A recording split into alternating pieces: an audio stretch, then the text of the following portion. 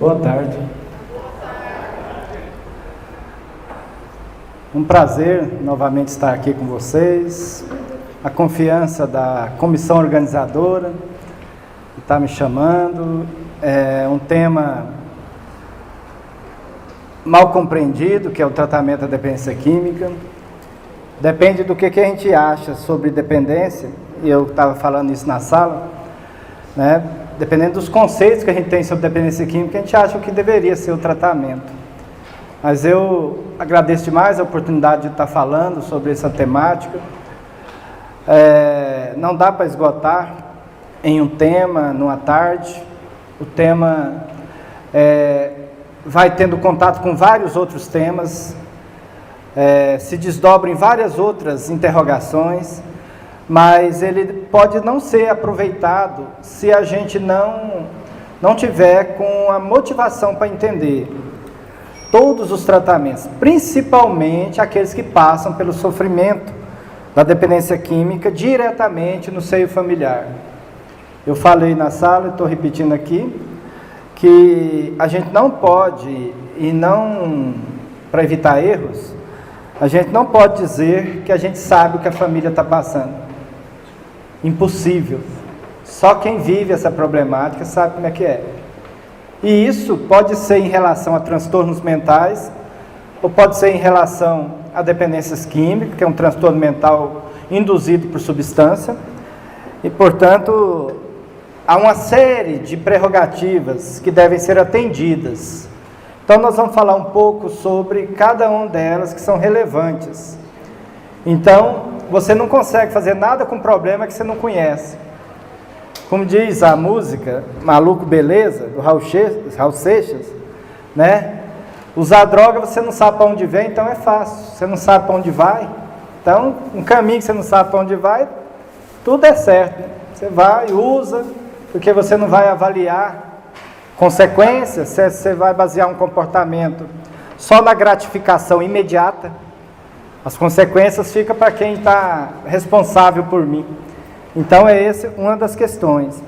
É como se o tratamento pudesse encaixar o indivíduo na matriz da vida, no processo de interação. O sentido da vida não é cuidar da existência, cuidar da evolução, conectar com o Criador cada vez mais. Esse é o sentido da existência. Usar droga é desconectar. Então, nós vamos estar falando um pouquinho sobre essas questões. Vamos estar fazendo luz em alguns aspectos das causas, dos fatores causais, para que a gente possa realmente estar elucidando alguns fatores que possam tornar compreensível o tratamento da dependência química. Eu costumo falar sempre nas minhas apresentações que pensar, né? Toda vez que a gente pensa, a gente faz escolhas. E se a gente pensa baseado nos nossos princípios, nos nossos valores, a gente tende a fazer escolhas, valores positivos, a gente pensa fazer escolhas mais produtivas. Quando a gente faz escolhas baseadas em sensação, a gente age em prejuízo próprio constantemente. E em prejuízo da coletividade. Então, me lembra muito um seminário lá no Segal, onde me pediram para falar de livre-arbítrio e dependência. Então, eu estou falando que usar substância é fazer livre escolha. É usar o livre-arbítrio na forma mais primitiva que tem. Livre escolha é você não avaliar as 3 dimensões do livre-arbítrio. Faz livre escolha. A livre escolha está baseada na sensação, só no aqui e agora, na gratificação imediata. O livre-arbítrio pleno constitui o indivíduo. Na livre escolha, tudo é lícito. No livre-arbítrio, o indivíduo avalia se é lícito, né? Ele avalia se convém e ele avalia se edifica. Essas são as 3 dimensões do exercício do livre-arbítrio. Num tratamento de dependência química, você tem que resgatar essa capacidade no ser. Porque ele, para responder, para ele atender à sensação, ele abre mão de um monte de valores, fazendo coisas que nunca faria sem estar intoxicado. E isso é importante de ser avaliado. Então, no tratamento das dependências químicas, tem que haver uma combinação de abordagens.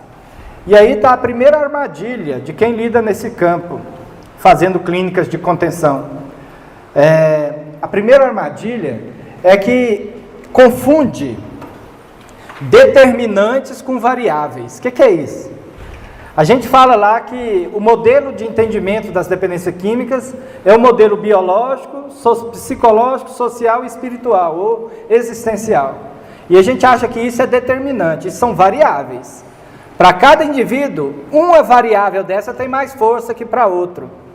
Então, às vezes a pessoa fala assim, não, mas lá em casa ninguém usa droga, ninguém tem padrão de risco, os fatores de proteção da família são grandes, são fortalecidos, ele frequentou evangelização desde cedo, né? Fala várias variáveis, mas elas não são determinantes, pode ter uma ligada ao Espírito Eterno, que seja mais determinante que aquela outra, e ele atende essa.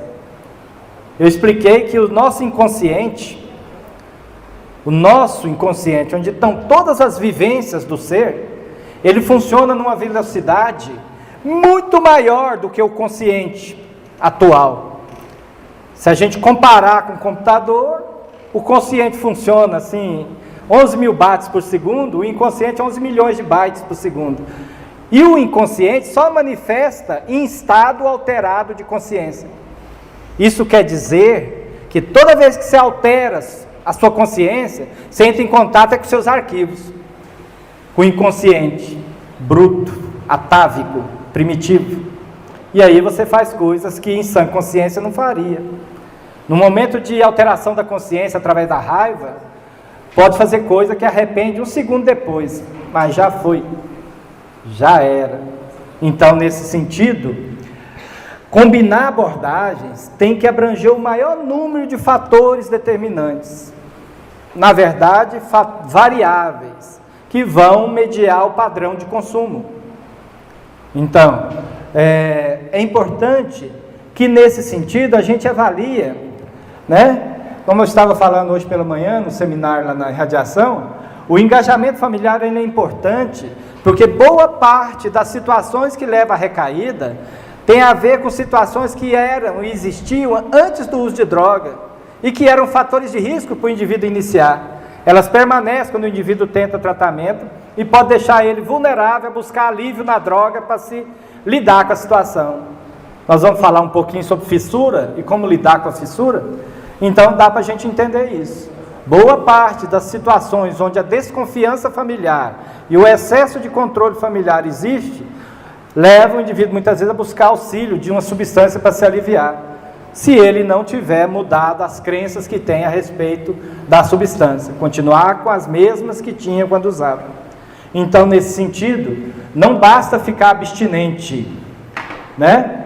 A abstinência não é suficiente, ela é importante patamar, porque a abstinência é para ajudar a pessoa a pensar com clareza, sair dos comportamentos primitivos, impulsivos, instintuais. Então ela é fundamental. Muitos serviços confundem essa fala que eu acabei de dizer como sendo um comportamento irrestrito e totalmente totalitário em relação à abstinência. Não.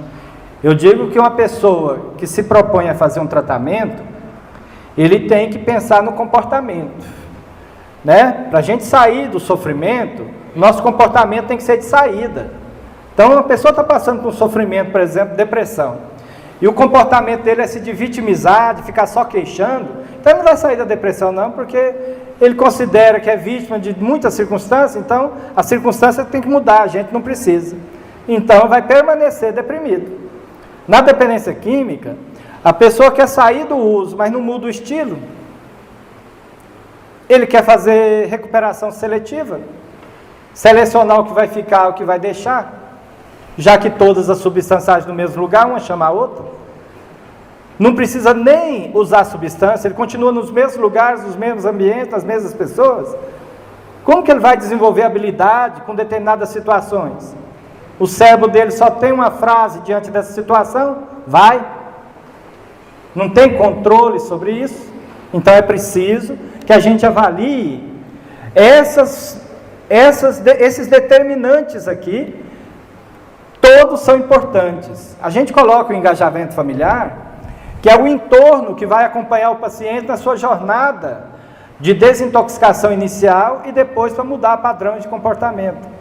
Se os padrões de comportamento familiar e do paciente continuam os mesmos, vamos falar um pouco sobre isso, fica difícil o padrão auxiliar na adesão do tratamento, tá?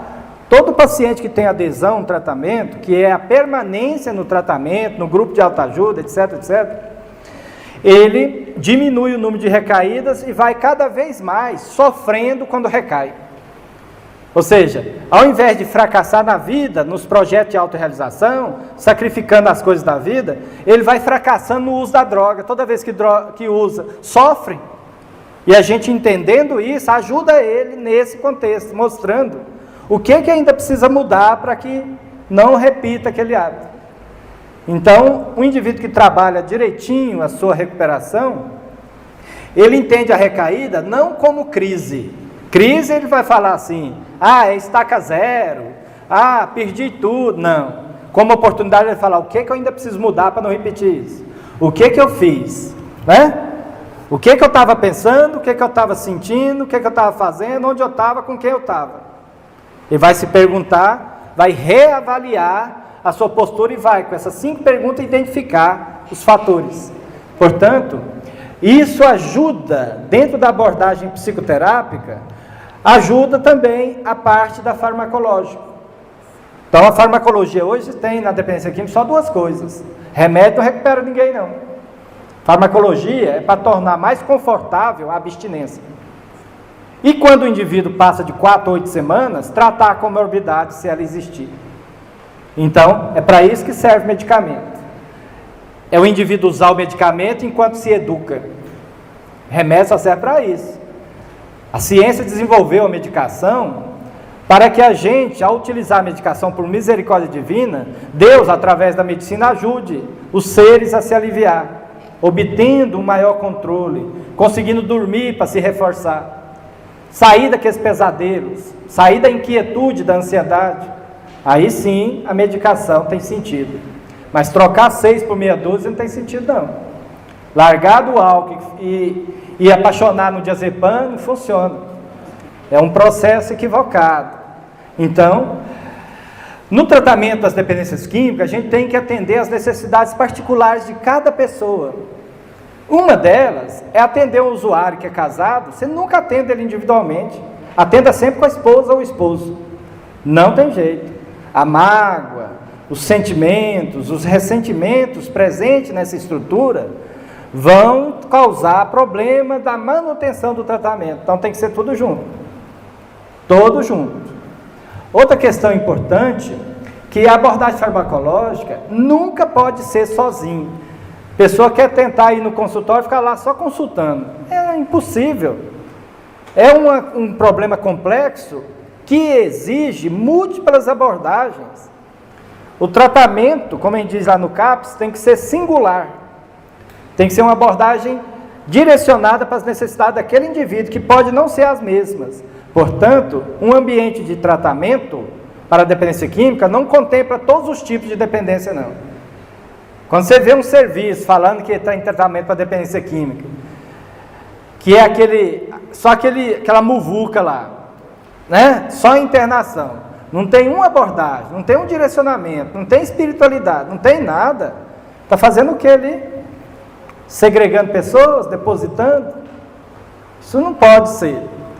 É claro que pesquisa mostra que qualquer tratamento é melhor que nenhum, mas nem tanto. Às vezes para desintoxicar ainda vai, mas o restante do processo, difícil a gente ver no consultório hoje um paciente conseguir reinserção social, sem ter uma estrutura de serviço social, uma estrutura de serviços de ONGs, de capacitação profissional, de reinserção no trabalho. Se a gente não contempla essas possibilidades, que tratamento é esse? Tem pessoa que começa a usar droga antes dos 18 anos, nem habilitado ele foi, então a gente nem fala em reabilitação, a gente fala de habilitação. Então é importante a gente olhar isso, que o engajamento da família junto com tratamento espiritual, terapia de casal quando necessário, precisa ser para todos, a psicoeducação para todos, grupos de autoajuda para todos, isso é um cardápio de opções que tem mais condições de resultado. Não se pode afirmar nessa área, porque ninguém recupera ninguém. Recuperação é um processo individual. A gente pode empoderar a pessoa. Por exemplo, difícil convencer um senhor de 40 anos que ele tem que parar de comer doce escondido porque a diabetes dele está descompensada. Ele não tem motivação para isso, ele acha que não é problema, ele sempre ficou daquele jeito. Então, qualquer comportamento de risco, ele precisa de esclarecimento. É assim com bipolaridade, é assim com depressão, é assim com todos os transtornos. A psicoeducação está na base. Agora, não confundir, gente, o indivíduo que é orientado e o indivíduo que não quer mudar de comportamento. Existem essas possibilidades. Outra questão importante é que a gente deve auxiliar o indivíduo a promover a abstinência, mesmo que para isso precise, eventualmente, dentro dos critérios que eu vou mostrar, uma internação. Porque a gente está tentando fazer isso no consultório e não para de usar. Some 5 dias, 10 dias, está em risco, em ambiente de violência, tem riscos imediatos imensos. A família já está profundamente adoecida. Então, nesse caso, promover a abstinência é o passo inicial. Prevenir a recaída com reabilitação social associada a esse quadro. Tratamento da dependência química pela desintoxicação, auxílio com medicamentos e os princípios gerais que norteiam a dependência química. Nós temos que orientar a pessoa sobre isso. Orientar a pessoa envolvida com substância e o sistema que ele está aliado. Porque fica difícil você só falar com uma pessoa. Vários estudos hoje relativos à dependência química, principalmente realizados nos últimos 20, 30 anos, sugerem que o tratamento da dependência química deve incluir a terapia familiar e o suporte das redes sociais. Então, esse padrão de abordagem ajuda muito, porque você pode fazer com que a resignação ativa, dinâmica da família cresça. O que é resignação no meu entendimento? Resignação ativa é um termo da Joana de Ângeles. Então, veja lá. A resignação, na minha concepção, é o indivíduo fazer tudo que está ao alcance para sair do sofrimento. Quando tudo já foi feito, não querer uma solução a todo custo, continuar seguindo, pedindo forças ao Criador para que a gente continue seguindo, já que tudo que poderia ser feito foi feito. Isso é resignação ativa. A resignação ativa a gente usa depois que a gente já fez tudo. Porque se a gente não fez nada, é passividade, não é resignação ativa. Então, em tratamento de dependência química, a gente precisa muito de resignação dinâmica, que é a compreensão da nossa conexão com o Criador e que aquele ser não quer nos ouvir, não quer, está em prejuízo próprio, não entende isso e continua provocando profundo sofrimento a si mesmo, num vazio existencial muito grande. Então, nesse caso, esse paciente, quando a família é abordada, a gente tem que analisar qual o princípio mais importante do tratamento em dependência química. Tudo aquilo que tinha a ver com afeto antes da pessoa usar droga, a gente tem que ver se, à medida que vai tratando, a afetividade da família cresceu ou está mais divorciada emocionalmente a cada ano que passa. Mais irritada, mais agressiva, mais desesperançada, mais impotente. Então, é porque a família precisa cuidar de si. Está tão adoecida que não é ajuda nenhuma para o seu familiar. Na verdade, é fator de disfunção. Então, indivíduos que são engajados na família, pai que engaja no tratamento, já que 75% dos pais são omissos, né, com exceções, 25%, são omissos do tratamento de dependência química. Você faz um grupo com 50 familiares num auditório no CAPS, tem 5 homens, 10, e não tem aquela desculpa aqui porque está trabalhando, é de noite. Então, é um processo que chama atenção. já que a função cuidadora materna precisa ter a proteção paterna no entorno, para que uma família cresça com competência parental adequada, vínculos adequados. O pai tem que dar suporte a essa relação primorosa de mãe com os filhos, a maternagem, né? Então hoje nós sabemos disso. Com a inclusão das famílias, a taxa de recaída do uso de drogas são reduzidas. Isso é evidente em qualquer trabalho. Quanto mais a família entende onde apertar e onde pedir, onde abordar e onde dar apoio, fica muito mais fácil, diminuindo muitos os conflitos, tá?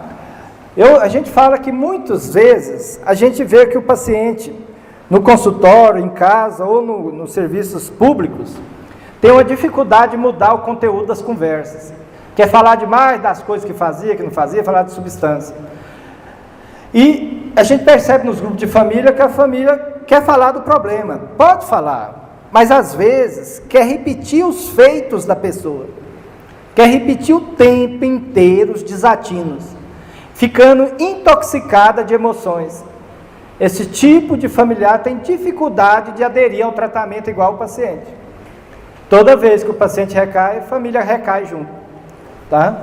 Um recai com droga, outro recai com emoções e comportamentos os mesmos da época que estava usando ativamente. Então, é necessário psicoterapia individual para muitos, mas só depois da desintoxicação, tá? Não é suficiente esclarecer paciente e família, é preciso ir além. E há muitas vezes, alguns precisam de terapia sim, porque nas vivências familiares, muitas mágoas, muitos ressentimentos interferem com o padrão de relacionamento, despertando emoções desencontradas. As 3 principais causas de recaída hoje no mundo, e são estudos da década de 80 também, dificuldade de gerenciar as próprias emoções, dificuldade nos relacionamentos interpessoais e dificuldade em ambientes e colegas, os pares. A maioria pensa que é o contrário. Não, frequência, 75% das recaídas tem a ver com mau gerenciamento, baixa autoeficácia, né, em relação a essas 3 questões.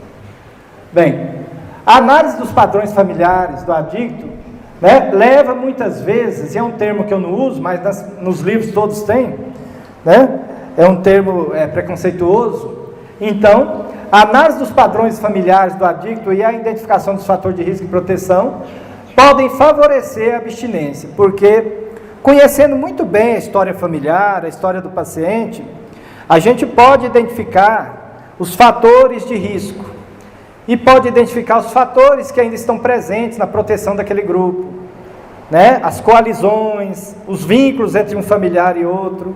Então isso ajuda muito no processo de recuperação. A gente pode trabalhar isso, porque uma das principais causas de fissura no paciente é lidar com a desconfiança familiar. Não dão conta, tem dificuldade, exasperam, e pode buscar alívio na substância novamente para sentir um certo conforto. Então é comum também, nos dias de hoje, o indivíduo ser poliusuário, porque a gente sabe que o indivíduo que planta álcool, planta nicotina, planta maconha, planta êxtase, acaba colhendo crack. Porque se o indivíduo que já está usando substância, é mais fácil ele seguir adiante, quando ele já usou outros que alteram a consciência. É mais fácil. Por quê, gente? Por conta do próprio efeito da substância, por conta do ambiente que ele tem que frequentar para obter a droga, por conta dos pares, os colegas de uso, e por conta de uma série de cultura que ele vai criando da experimentação para o uso dependente. Então fica muitos vínculos. Com o tempo, todos os colegas são usuários também. É um dos fatores de gravidade em dependência química, tá? Geralmente, indivíduos com uso de droga contínuo, ele não consegue aderir ao tratamento, falta muito. Então, só uma equipe multiprofissional, com busca ativa, um nível privado, gente, isso não existe. Às vezes você vai em busca ativa para o telefone, liga, olha, faltou, vem de novo. Mas é preciso uma estrutura multidisciplinar com serviço social engajado, para que a Kombi do hospital, do consultório na rua, vai lá na casa dele, faça uma visita, ver as condições. Vê se ele está precisando de uma unidade de acolhimento, para que ele possa, depois da alta do CAPS ou da internação, ele possa ter um período de transição num ambiente mais previsível, do que o ambiente totalmente imprevisível da casa dele. Então, existem casos tão graves que é preciso. No trabalho que eu estou atualmente, existem essas ferramentas de apoio ao tratamento, que são as unidades de acolhimento adulto e infantil, né? Aparecida de Goiânia. Por que o indivíduo não tem adesão? Adesão, gente, apesar de estar usando droga, o indivíduo permanecer no serviço, permanecer no consultório para a gente trabalhar essa dificuldade. Então, isso é adesão. Adesão ao tratamento está relacionado com aspectos do próprio indivíduo e aspecto de quem está se oferecendo como tratamento, oportunidade de tratamento. No caso do próprio indivíduo, é o estágio de mudança. Tem indivíduo que verbaliza que quer tratar, mas às vezes não quer mudar. Ele não quer adiar nada, quer continuar no mesmo ritmo. E se expõe a situações que não tem competência para dizer não. Acaba se expondo a situações onde o uso é a saída final ali. Então, intensidade do apoio da família, pressão do sistema criminal, serviço de proteção à criança, conselho tutelar, emprego, patrão, família, todo tipo de pressão é bem-vinda. Para o indivíduo sair da zona de conforto, para ele sentir que está custando. Isso não é castigo não, gente. É para a pessoa perceber a repercussão do comportamento. Se a família ficar catando os problemas, ele não vê a repercussão do comportamento dele nem em si mesmo. Ele fica usa a família com os problemas. O patrão aceitando um atrás do outro de atestado. A família mentindo para o patrão que ele está passando mal com isso e com aquilo. Às vezes está só de ressaca. Então, a conduta, a adesão no tratamento não tem a ver só com aquela ideia que se tinha antigamente. Ah, ele não quer nada com nada, não. A doença faz parte, isso é sintoma do problema, gente. Se é sintoma, não merece julgamento, merece ação, abordagem. Tratamento de dependência química é abordagem. Então, a pessoa tem que ter motivos, motivação é isso, independência química. Tem que ter motivos para a ação. E os motivos, a gente ajuda a pessoa a chegar neles. Mas ele tem que estar mais coerente. Fazendo um esforço, pelo menos no dia da terapia não está usando, para a gente ir orientando gradualmente a pessoa. Tá? Tudo que tiver a ver com pressão, que a gente chama de coisas negativas, para o indivíduo em uso ajuda, são os problemas que vão surgindo na jornada. Né? A conduta terapêutica do profissional, da equipe que está lidando com ele. O plano de tratamento circunstanciado. Cuidado, gente. O indivíduo está intoxicado, você fazer plano de recuperação lá na frente. Faz para ele diminuir o consumo. Se ele, depois de 2 semanas, 3 semanas, ele vai ter que lidar com 2 coisas. O imediatismo da família e o imediatismo dele. Mas ele está usando. Você olha o padrão de uso. As primeiras 3 semanas de abordagem, ele mudou o padrão de consumo. Bom, ele está fazendo isso há 10 anos, não tinha mudado nada. Agora ele mudou, está usando semanalmente. Eu dou apoio, falo, ó, melhorou, mas não está bom. Vamos precisar avançar mais. Ainda não dá para pensar com clareza desse jeito. Os riscos são inerentes. Você pode abandonar a qualquer momento. Então, ele precisa saber que o objetivo está sendo alcançado, para ele melhorar a autoeficácia. A autoeficácia, gente, é a consciência, a confiança que a gente tem na gente mesmo. Olha, eu estou conseguindo. E se a gente ficar falando que a abstinência plena, ele não dá conta. Ele vai seguindo. Isso que é redução de danos. Redução de dano não é substituição de danos, não, gente. Redução de dano não é trocar uma droga por outra. Isso é substituição de danos. Redução de danos é você acolher com compaixão a dificuldade que está chegando. Agora, se o paciente já começa a falar, não, o doutor Edson falou que eu posso continuar usando. Não é isso que eu falei, não. Eu falei que eu posso perfeitamente compreender que ele está no movimento de chegar na abstinência. Eu não falei que eu posso continuar usando. Eu falei que eu estou entendendo que você está avançando. Mas é preciso chegar na abstinência para a gente seguir à frente. Abstinência tem a ver com intoxicação. Não tem a ver com recuperação. Recuperação tem a ver com comportamento, com variáveis da vida que levou ele a experimentar. Estão sem trabalhar elas até hoje. Que as pessoas pensam assim, ó, determinante biológico, psicológico, gente, isso não determina, isso são variáveis, que pode fazer sentido para aquele paciente, pode fazer sentido para esse outro aqui, não faz. A variável física, biológica e espiritual. Tem indivíduos que têm um profundo desequilíbrio existencial.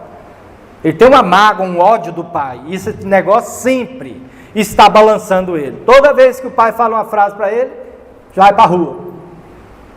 Desequilibrado totalmente, odiento. Então, busca alívio na substância. Então, a gente precisa trabalhar essas questões. Precisa reconhecer esses vínculos adoecidos, para que a gente possa atuar. Não ficar só preso ao uso ou não uso de substância. Isso é pobre, é pouco. Então, o modelo integrativo, se nos fatores que levam a gente a entender a dependência química, existem várias dimensões. Então, para tratar, a gente tem que ir seguindo nessas dimensões. Primeiro, desintoxica o biológico, para depois atuar no social, no espiritual e no psicológico. Porque não tem jeito, é um processo amplo. E o processo de reorganização íntima leva muito tempo até chegar a uma maior plenitude. Eu considero a fase mais problemática, não é a crise da desintoxicação. Eu acho que a fase mais problemática é a crise de manutenção, depois que tem alguns meses, está 8 meses, 1 ano, a família recua, o paciente acha que as coisas estão encaixando, começa a ficar eufórico, começa a fazer concessões, começa a liberar-se, começa a tomar decisões aparentemente irrelevantes, quando vê, só está faltando usar. O estilo de vida está o mesmo de anos atrás. Então, a gente tem que perceber que na manutenção, que aquele período acima dos 6 meses, é necessário tomar cuidado com aquilo que já fez de mudança. Então, os modelos teóricos utilizados para explicar a dependência química evoluíram até esse modelo que eu acabei de citar, biopsicossócio-espiritual, né? A dependência química, então, sendo uma doença crônica, com tendência a recaídas, recidivas, leva a pessoa a ter um cuidado muito mais amplo na sua vida. Família e paciente, ou seja, o sistema, tem que ser ressignificado. Então, vamos mudar o nome de paciente para mensageiro. O paciente não pode ser chamado mais de paciente. Eu vou continuar chamando de tema, de costume, né? Formação médica. Mas ele tem que ser chamado de mensageiro, porque ele traz as mensagens do sistema oriundo, de onde ele veio. E se a gente não ouvi-lo atentamente, amorosamente, a gente fica ouvindo as coisas, outro não respeita o paciente. A gente tem que ouvir o que ele está dizendo e procurar ouvir a família para ver o impasse das duas informações, para a gente ver o que pode ajudar do sistema, né? Então, a dependência química é uma doença crônica recidivante, no qual o uso continuado de substância provoca mudança na estrutura do cérebro mesmo. Com o tempo, o cérebro fica em equilíbrio, levando em conta a droga e não a falta dela. Toda vez que a droga diminui ou falta, entra em abstinência, em colapso. Olha que interessante. Usou, expôs o cérebro tanta substância, que agora ele funciona direitinho, levando em conta a droga. Ele fez uma neuroplasticidade. Ele fez uma neuroadaptação. Agora, não importa se é Rivotril, se é diazepam, se é pinga, cachaça, cocaína, não importa. Ele tem um fenômeno base da dependência, chama tolerância. A necessidade de continuar o comportamento, apesar dos problemas. A necessidade de aumentar a dose, apesar de já ter usado muito. Então, esses padrões estão na base dos comportamentos compulsivos. Portanto, ele não tem saciedade. Um exemplo disso é só vocês olhar o toque. Uma pessoa que tem toque de verificação, ele vai lá na porta da sala e nos vitrô da casa, vai lá, abre a porta, fecha, tranca, vai na janela. 5 minutos depois, tá que eu fechei o carro? Vai lá de fora, faz. Ele passa um longo período do dia dele envolvido com os rituais compulsivos. O uso de droga é um ritual compulsivo. Muitos indivíduos passam um período longo, num padrão repetitivo ali. Quanto mais ele faz, mais quer fazer. Portanto, o cérebro, ele vai se moldando a essas condições, vai se adaptando, vai sendo esculpido pelo uso, né? E esse processo faz parte da vida. Se você pegar um caixa de banco, que no começo, quando ele estava em treinamento, ele tinha dificuldade para digitar. Depois de um tempo, ele olha para o teclado, mas não, o dedo está lá, ó, contando dinheiro, fazendo aquele trem. Houve uma ele esculpiu o cérebro dele com aquela habilidade. Com droga é a mesma coisa. Ela entra nos circuitos normais do cérebro. Portanto, tem que haver uma mudança muito mais ampla que simplesmente ficar sem usar. Mais profundas na vida. Em termos gerais, o modelo biopsicossocial, ele é integrativo e ele leva em consideração algumas variáveis que a gente deve unir tudo numa mesma estrutura. Então, as variáveis, como diz o próprio nome, vai variar de acordo com cada paciente. Pode ser que num determinado paciente, a questão biológica, ou seja, vários usuários na família, vai ver que os transtornos psiquiátricos, através das comorbidades, as questões de personalidade, vai ver que num dado paciente o problema mais relevante é social, familiar, ou a cultura que ele tem sobre droga e sobre diversão, desde cedo foi treinado nesse padrão. Então a gente tem que levar em conta para cada paciente, por isso que o tratamento é singular, é adaptativo às condições daquela pessoa. A gente tem que respeitar o que o paciente está pedindo, a demanda dele, e orientar essa demanda. Demanda, gente, é o pedido de ajuda, tá? Então, hoje nós já sabemos que muitos vão experimentar e alguns vão evoluir para a dependência. Problemas ligados ao consumo são para aqueles que evoluem. Então, é inversamente proporcional. Quanto menos uso, menos problema. Quanto mais uso, mais problema. Tá? Então, esse é o conceito. Então, as abordagens terapêuticas para o indivíduo que é experimentador, ou consumo regular, que é chamado de uso, muitas vezes é uma psicoeducação, orientação e a supervisão familiar mais de perto, quase sempre com o adolescente. Agora, com o indivíduo que está fazendo abuso ou dependência, tem que se fazer abordagens mais diretas, já envolvendo tratamento. Tá? Então, esses são os cuidados. Em termos gerais, o tratamento depende do estágio de mudança. Se nós implementarmos a orientação terapêutica para o indivíduo pré-contemplado, o fracasso é certo. Então, a gente tem que motivar ele a mudar de estágio. Pré-contemplado é aquele indivíduo que não admite que tem um problema. Portanto, ele não precisa mudar nada. Ele sempre acha uma explicação para aquelas coisas que está relatando do seu comportamento. E, geralmente, tem muita negação. Então, a proposta do tratamento é bem restrita. Qual?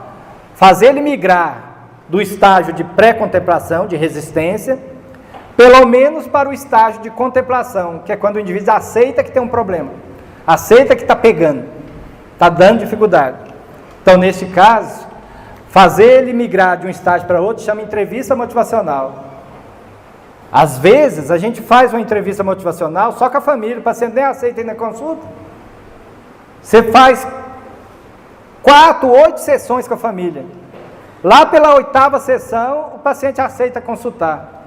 Que a família foi fechando a torneira de cá, foi fechando o emplasto de cá, foi mexendo, quando viu, estava sentindo a repercussão do padrão de uso nele mesmo. Então, é preciso entender que na dependência química você tem que compreender, olhando mais para a realidade, sem querer intervir de forma apressada. Senão, é problema. Então, outra coisa que você tem que avaliar no tratamento é a propensão que tem o indivíduo para manter-se abstinente, ou a propensão que tem para usar. Tá? Essa propensão, ela é fácil de mensurar o prognóstico. Ou seja, a possibilidade dele realmente alcançar isso que ele está verbalizando. Isso é importante, porque se o indivíduo está intoxicado, ele não vai ponderar. Ponderar a principal afirmativa do indivíduo que está em contemplação. Contemplação é aquele indivíduo que já tem dúvida. De manhã ele quer tratar, de tarde ele não quer mais. De manhã ele fala para a família que pode agendar a consulta ou um atendimento psicólogo, de tarde não quer mais não. Então ele tem uma ambivalência muito grande. E essa ambivalência leva o indivíduo a continuar com o padrão de uso. Ou seja, ele só verbaliza as coisas, mas não faz. Essa é uma fase mais acessível que esse aqui que está fora da roda de mudança, que é o pré-contemplado. Eles falam assim, a senhora, mãe, sabe que tem problema. A senhora constar, eu não vou não tem problema nada não. Então, esse processo aqui todo, é preciso trabalhar ele para que haja motivos para fazer o tratamento. Não é nem se vai ou não vai usar remédio, é motivação, é abordagem. Se a família compreende isso, ela dá conta de ir colaborando com isso. A maior ajuda que uma família pode dar de um paciente é o conhecimento que ela tem dele. Tá? Por que isso é importante? Porque 40% dos indivíduos que chegam para tratar a dependência química é pré-contemplado. 40% é contemplado. E a maioria dos tratamentos aí são levados a ser estruturados para indivíduos em preparação para mudança ou em ação. Aí a maioria não tem formação para terapia motivacional, não sabe fazer abordagem com o indivíduo resistente, fica confrontando a pessoa, não consegue fazer escuta ativa, portanto, o indivíduo abandona o tratamento logo, 1 ou 2 vezes. Porque o médico acha, ou o terapeuta acha que tem que dar lição de moral da pessoa. Aí o indivíduo vai embora.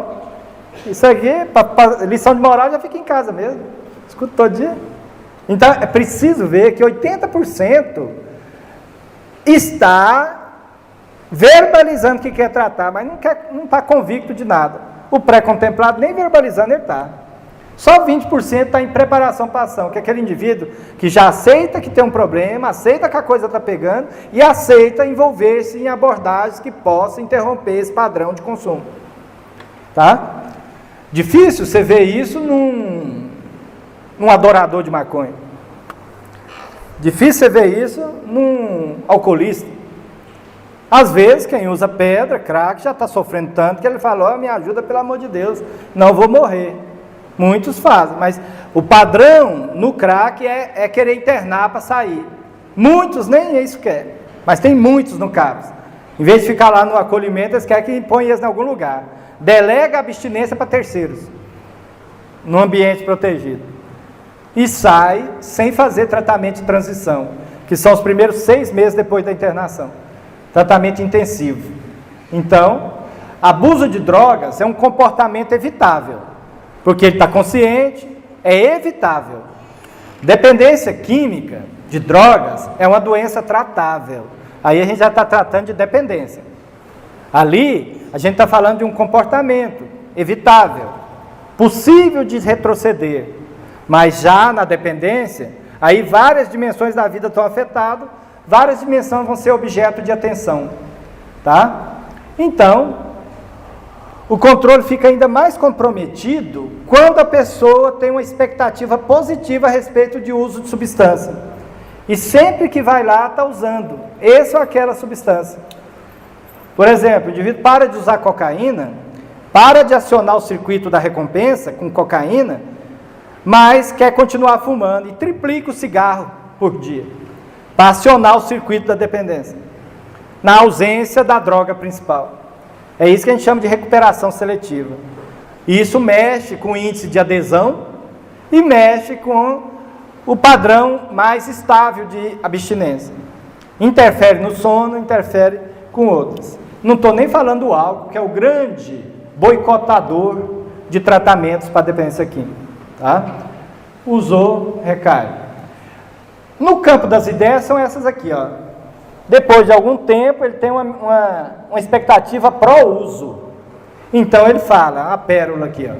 Se eu voltasse a fumar agora que estou abstinente, há 6 meses, acho que o efeito do crack será diferente.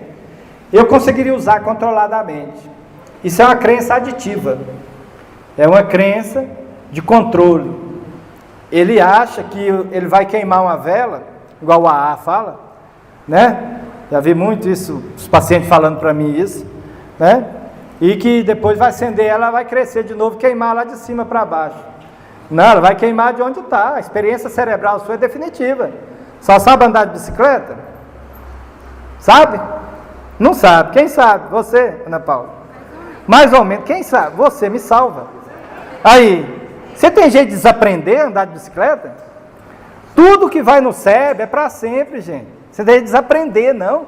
Fica cutucando lá, ele sabe. A compulsão vem, a fissura vem, e vem o uso também. Se você usava, a recompensa para o uso era aliviar de estresse, mudar o estado de humor, quando você tem uma alteração do humor, você quer resolver com a droga, ao invés de enfrentar o problema, vai para o uso de novo. Então, o tratamento é conscientizar isso. Tenho trabalhado tanto, ó, dá dó. Tenho trabalhado tanto, me matado para sustentar a casa e a todo. Acho que mereço uma folga de tudo isso. Ele tem uma crença de alívio com o álcool. Ele está desintoxicado, mas não abriu mão da crença. Essa crença gatilha um monte de pensamentos automáticos. Quando vê, o indivíduo está buscando alívio. Tá? A droga nem está passando por perto. Então, é importante que o estilo de vida da pessoa mude. E que possa compreender por que está mudando, raciocinado. Então, o que é estilo de vida? É um conjunto de padrões de conduta que caracteriza a forma com que o indivíduo vivia usando substância. Então, o indivíduo some do nada, celular desligou, ninguém consegue fazer contato, né? Não aparece, some, evapora. Ninguém sabe onde está. Esse é o estilo de vida. Ligado naquele padrão. Usa, recupera, dorme, depois come, volta para o padrão. Muito comum em substâncias estimulantes.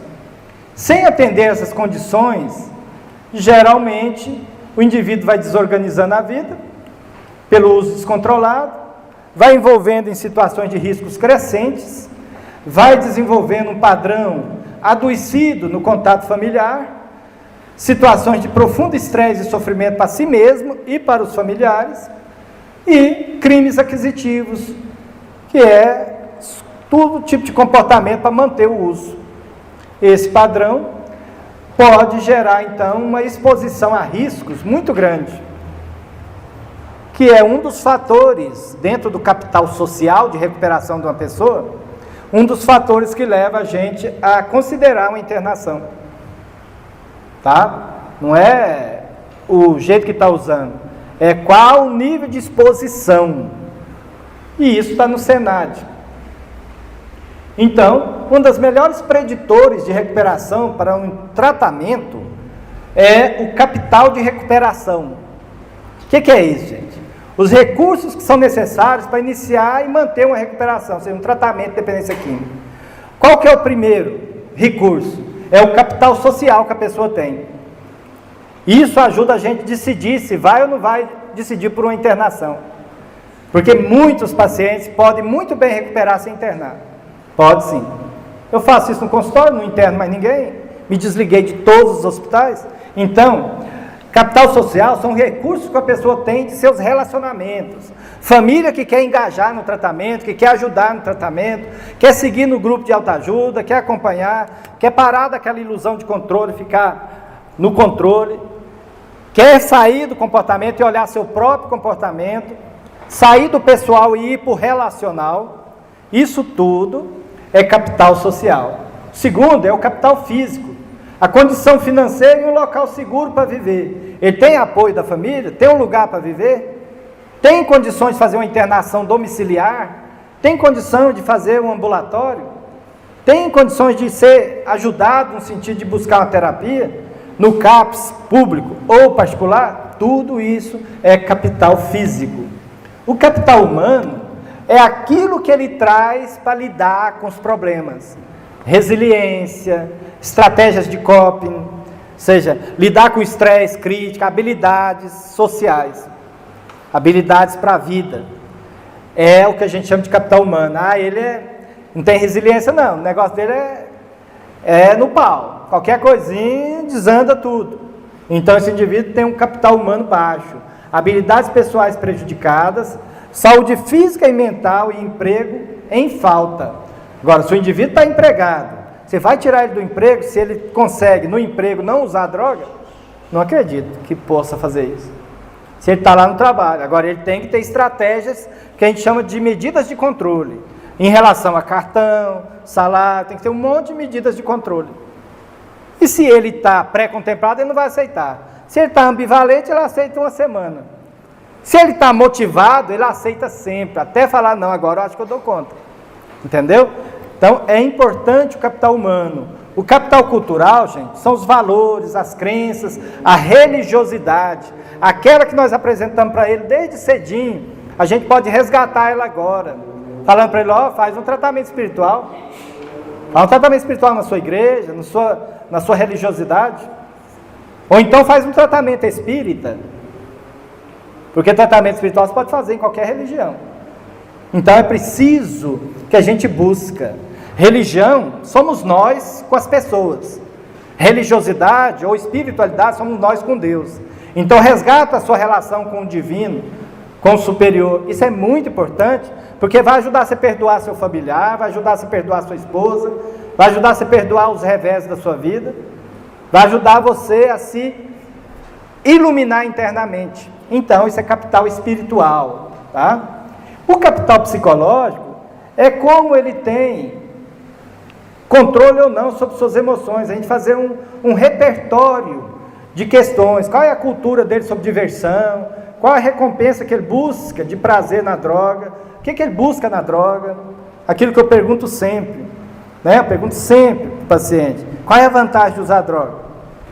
Eu não quero saber com moralismo não, só quero saber de verdade. Aí eu busco isso, eu relaxo, doutor. Eu faço isso, eu faço aquilo. Mas como você relaxa com crack? Você fica com ideia de perseguição, você fica incomodado, achando que tudo tem referência com você? Como você relaxa no negócio? Não, eu não sei não. Eu sei que é igual um orgasmo. Tudo bem, né? Que orgasmo é isso que não dá plenitude, não dá um platô de relaxamento. Você fica querendo usar o tempo todo, até quase morrer. Então não dá para entender. Às vezes nem o indivíduo entende, né? Então isso é capital de recuperação. Você tem que fazer um levantamento. Então tem que ter um profissional técnico para fazer isso. Então, quais são as situações que não tem jeito, gente? Tem perfil de internação. Risco imediato. Existência de problemas tão agudos, tão graves. Dívida de tráfico, envolvimento em brigas, ambiente de extremo risco, risco de suicídio, funcionamento psicótico. Aí não dá para ter abordagem, não vai entender sua abordagem. A possibilidade do indivíduo precisar de uma internação é grande. É grande porque está num limite entre morrer, né, ou sofrer graves lesões. Risco de autoagressão, que é o suicídio, e associado a ambientes de consumo violento ou dívida de droga, que a gente sabe que paga com a vida. Então, outra questão importante é risco de causar danos a terceiros, principalmente familiares idosos, ou qualquer familiar, e causar danos para si mesmo, tá? Isso que é risco imediato, autonegligenciamento muito grande, filhos abandonados em casa, 2, 3 dias, filho por conta própria, o de 9 anos cuidando dos menores, né? Conselho tutelar tem que tirar, esses meninos estão em vulnerabilidade, né? Muitas vezes, ao tirar, a família aceita ir tratar, tá? Paciente, pai e mãe que usam. E no caso da questão do tratamento relativa à família, essa é uma outra questão importante. As disfunções familiares, elas podem, muitas vezes, são identificadas antes do uso de droga e se agravam com o uso. E se tornam gatilhos para a recaída quando o paciente faz um processo de recuperação. Então, precisa engajar a família para a gente tratar isso. Muitas vezes precisa de terapia, a família. A metodologia de tratamento, então, se a gente for seguir, seria desintoxicação, estabilização emocional, mesmo que a ajuda de medicamento para diminuir a abstinência e a fissura, conscientização através da psicoeducação e superação da dependência através de novas práticas, no campo social, no campo familiar e no campo individual. Então, essa coerência faz com que a gente, quando o indivíduo não consegue uma abstinência estável, ele compromete todo o processo de recuperação. São aqueles que ficam internando e recaindo, ficando abstinente e retornando ao comportamento de uso. E a gente sabe que o paciente recai não é a hora que usa droga, não. Ele recai quando volta ao estilo de vida, às crenças, ao funcionamento que tinha quando usava. Tá? Então vamos compreender a abstinência. A abstinência, então, dentro do tratamento, engloba todos os sinais desagradáveis que ocorrem após suspensão ou diminuição do uso de uma droga. Significa agora que o corpo está reagindo à ausência dela. Tá? Então, nesse caso, esses sinais que podem ser físicos e podem ser psíquicos, característicos de cada substância.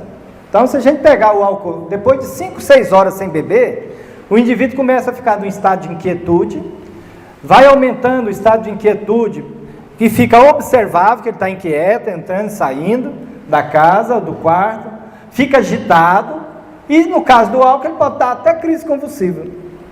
Do ponto de vista psiquiátrico, os 3 sintomas são crises convulsivas, hiperatividade do sistema nervoso autônomo, igual a crise de pânico, e tremores verificáveis, um sinal e sintoma. Do ponto de vista dos sintomas mais próprios, é como se o cérebro do alcoolista, sem o álcool, entrasse numa tempestade elétrica. Isso levando, então, dependendo do grau da abstinência, de leve para moderado, moderada para grave, grave para delírio tremens.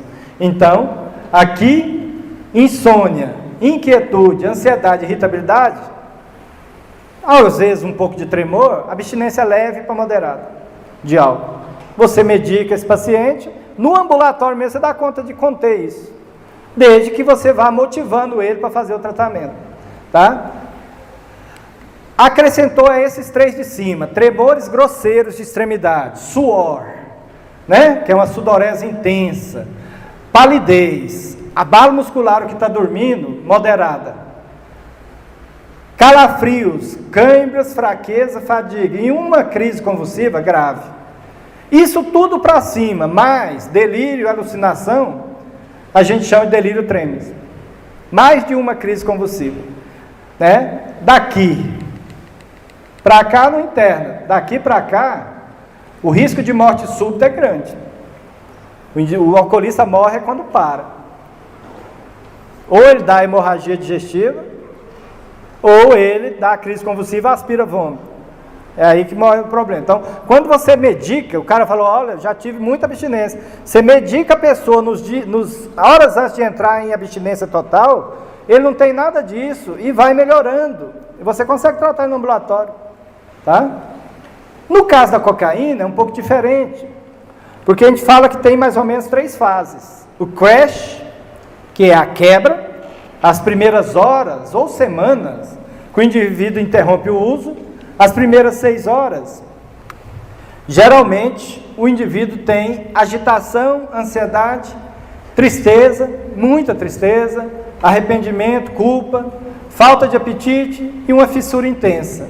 Depois vai ficando só com cansaço, pouca fissura, mas não dorme. É uma sonolência, mas não dorme. Depois entra em fadiga, exaustão, e dorme um longo período. Acorda com menos 3 tantos de retido, né? E aí sai de novo para a vida.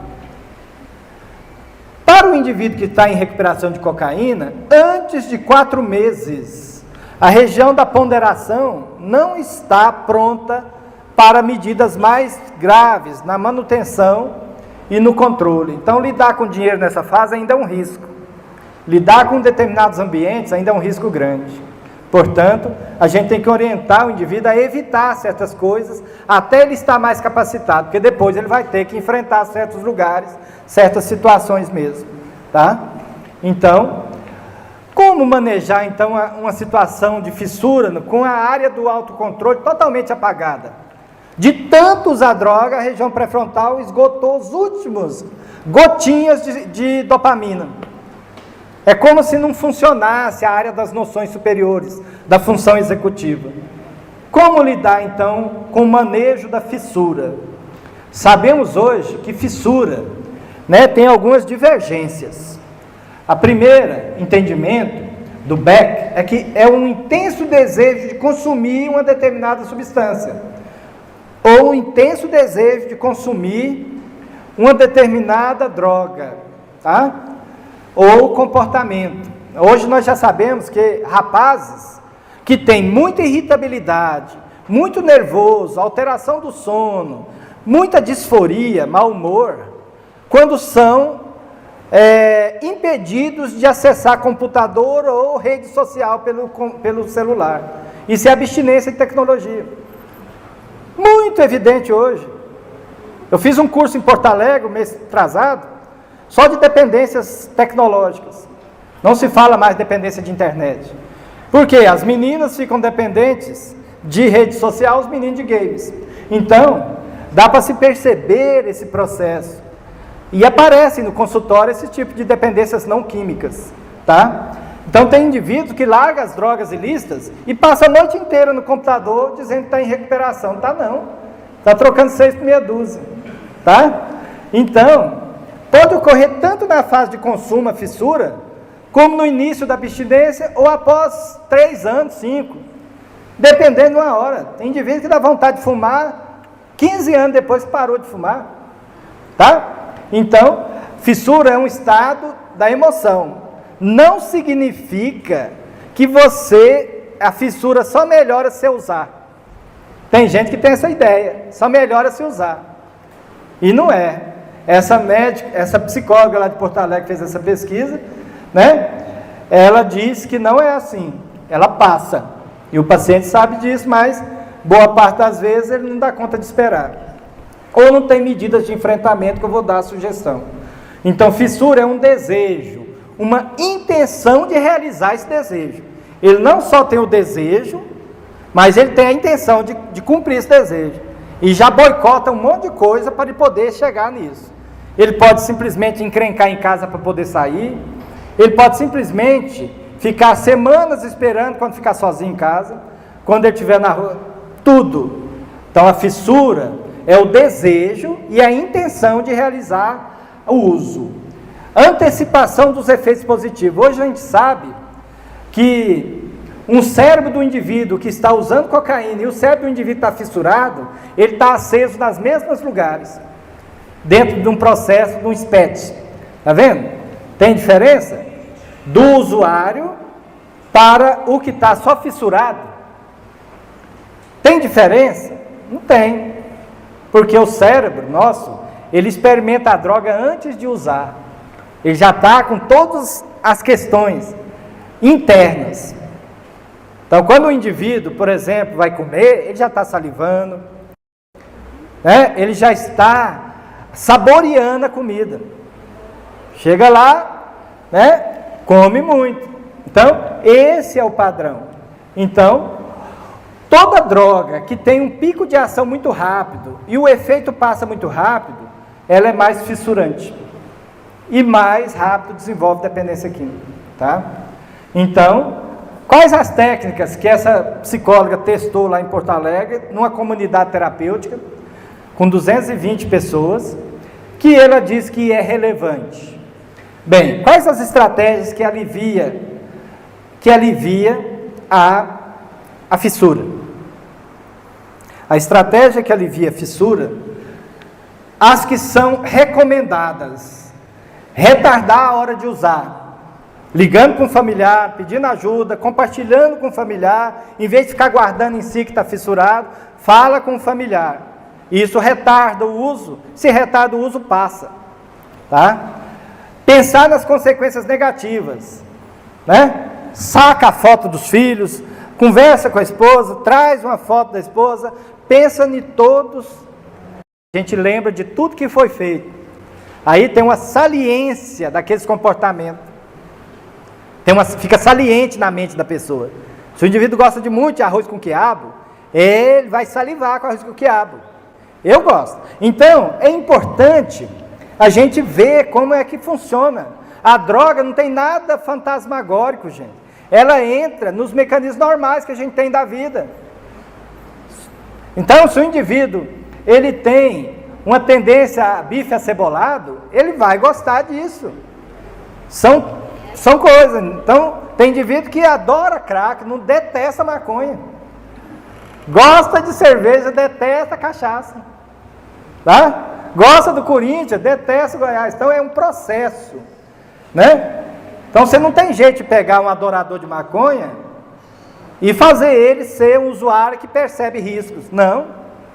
O adorador de maconha não é objeto do nosso tratamento. Ele é adorador. Tratar dele é a mesma coisa que ele fazer um corintiano só ficar palmeirense. Né? Não tem jeito. Então a gente tem que lidar com aqueles que já estão percebendo. Se não estão percebendo, pelo menos aceita a abordagem. Tá? O tratamento tem que ser assim. Então, pensar nas consequências positivas da sobriedade, o que você pode perder se voltar a usar. Você tem que usar todos esses recursos. Pega o telefone do terapeuta, liga para ele. Conversa, expõe. Pega o e-mail, né? Rede social, não, pega o e-mail. Rede social, 97% do que vem pela rede social é inútil.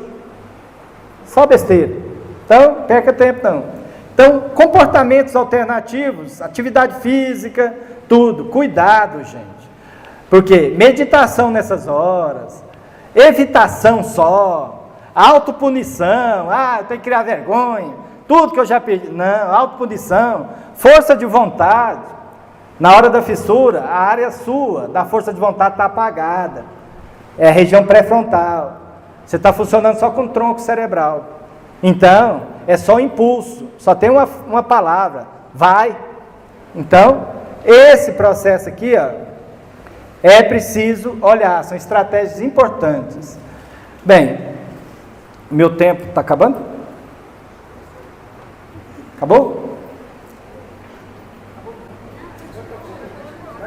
Então vamos avaliar. Até às 8, Elisa? Estou desde cedo fora de casa, vai dar problema lá. Avaliação individual para o tratamento. Essa é a cargo do psiquiatra. Mas, gente, se tiver um psicólogo, um assistente social, um terapeuta ocupacional, um enfermeiro, especialista em dependência química, pode fazer ela também. Só o diagnóstico de comorbidade precisa do médico. Para avaliar a dependência química, não precisa do médico. Para fazer uma avaliação neuropsicológica, precisa do psicólogo. Para fazer uma história social bem feita, precisa do assistente social. Para fazer o diagnóstico de comorbidade, o diagnóstico psiquiátrico precisa do médico. Mas para dependência química, qualquer especialidade. Se você tiver uma pessoa no RH de uma empresa e for especialista em dependência química, ela pode fazer a avaliação e encaminhar. Com muito boa condução. Então, avaliação individual para o tratamento, a cargo do médico, a gente tem que fazer uma boa história clínica do padrão de consumo. A gente tem que ter uma escuta ativa, ficar escutando a pessoa. Tem paciente que chega no consultório, a família fala, espera aí, fulano, eu vou entrar primeiro. Que problema é esse? Muito grave. Porque aí o paciente já acha que ele está conchavando ali, já está fazendo um monte de coisa. Eu já falei para a secretária explicar, não, mas eu quero entrar assim mesmo. Atravessa na frente e entra. O vínculo já fica comprometido. A aliança terapêutica já vai ficar comprometida. Vai precisar de 2 ou 3 consultas para você reverter o negócio. Tá? Então, a aliança terapêutica você vai escutando para a pessoa se sentir compreendido. Não é por falsidade, não. É compreendido mesmo. Qual é o movimento? Você não está ali para ficar julgando ninguém, não. Ele está me contando isso que é o sofrimento dele. Não, ele vai mentir para o senhor. Eu falei, deixa ele falar do jeito que ele quer falar, do jeito que ele acha. Em adolescência, por exemplo, os pacientes lá do CAPS nunca falam que droga dá problema para ele. Todas as demandas que ele traz para a gente no consultório é da família. É da família, é dos amigos dele, é do irmão. Nunca dá droga. A droga, ele considera que ele controla ela bem, relaxa. Então, ele tem uma crença positiva para ela. Os fatores que favorecem a abstinência, é bom a gente falar o que ainda está motivando ele a buscar tratamento. Porque é para ele compreender o tanto que já está prejudicado aquelas questões que ele quer preservar. Outra questão é os fatores de risco que instalaram a dependência, o estilo de vida dele. Mostrar que esse estilo de vida está ficando caro manter ele. Fatores que mantêm a dependência. as crenças que ele tem de alívio, as crenças de mudança de humor. Então, você vai levantando a história e você vai trabalhando sobre isso. E à medida que você vai esclarecendo, a pessoa vai tendo uma compreensão melhor. Então eu estou precisando parar mesmo, doutor. Esse curso meu da faculdade, que eu nunca termino, está difícil. Essa escola que eu abandonei no 8ª série, no 8º ano, então ele começa a ter compreensão. Né? Então, entrevista motivacional passa por uma boa história. As dimensões importantes do tratamento, em relação ao tratamento de forma geral, primeiro, né, é trabalhar a onipotência do paciente, trabalhar a dúvida, que é a ambivalência, trabalhar os aspectos ligados à facilitação e à codependência e a negação de prejuízos. Tudo isso faz parte da abordagem, antes que uma pessoa decida parar mesmo. Isso aqui, gente, você passa semanas abordando isso para que ele admita que isso já é problema. Então, o tratamento começa e o indivíduo vai parar de usar lentamente, dentro de uma perspectiva de redução de danos. Então, diagnóstico motivacional é essencial, a prontidão e a expectativa que o indivíduo tem sobre o tratamento. Não, eu vim aqui para largar o crack, maconha eu vou largar não. Nicotina também eu vou largar não. Nunca deu problema para mim não. Então, você começa e desrespeita isso que ele falou para você. Eu já falei para esse idiota que eu não quero largar, ele está insistindo, fazendo exame toxicológico de mim. Gente, você tem que trabalhar aquilo que ele já admite, começa por ali. Conhece para aquilo que ele já aceita que tem problema. Depois ele vai vendo a relação de uma coisa com a outra. Para isso você tem que mexer muito com seus valores, seus princípios, senão você não dá conta disso não. O paciente mexe com o seu emocional. A avaliação do consumo é você fazer uma história do consumo todinha, com diagnóstico, padrão de consumo e a gravidade que o consumo chegou. Tá? A terceira, principalmente no crack, é importante a gente ver o padrão de consumo. 90% dos meus pacientes usaram de crack, e é uma pesquisa do Laranjeira, 90% usa maconha ou outras drogas, nicotina, 95%. Então ele não é um usuário, ele é um poliusuário. Ele não vai passando por uma droga e abandonando outras não, ele vai só agregando. Alguns realmente não usam maconha, 10%. A avaliação de risco é para ver se é possível fazer tratamento ambulatorial ou se a situação está tão grave que é melhor recolher em ambiente protegido, voluntário ou involuntariamente. Avaliação inicial, paciente, dos familiares e dos grupos de convívio. Toda pessoa, namorada, esposa, todo mundo do grupo de convívio. É bom você ouvir todos. Cada um tem uma perspectiva do problema. Tá? Uma casa espírita, um ambiente na igreja católica, qualquer lugar, gente, dá conta de fazer psicoeducação e orientar desse jeito aí. Qualquer lugar. Se uma pessoa lá pedir para tratar, é uma vida. Então, é importante. Né? Adesão e permanência, ou seja, o engajamento, a aliança terapêutica são muito importantes. São portas que se abrem para o paciente. Então, a entrevista motivacional é abrir possibilidades de manejar crises, possibilidade de trabalhar a dúvida, possibilidade de trabalhar por que não veio, os lapsos, as recaídas, as crises, a irritabilidade. Então, muitas dessas questões podem ser ajudadas com medicamento, tornando a abstinência mais confortável. Tá? Intervenções, na primeira intervenção é a desintoxicação. Não tem jeito de você trabalhar do ponto de vista cognitivo uma pessoa que está intoxicada. Então você tem que desintoxicar para poder seguir adiante. Não é só para deixar a droga. Ela pode ser feita em qualquer desses ambientes aqui, inclusive no ambulatório. Tá? Geralmente a desintoxicação é acompanhada de orientação familiar, de farmacoterapia, abordagem com psicólogo e psiquiatria. Nesse caso aqui, ambos vão fazer só gerenciamento de crise, não é terapia nessa fase, é gerenciamento de crises, situações pontuais, manejo de contingência, coisas momentâneas, dificuldade em casa.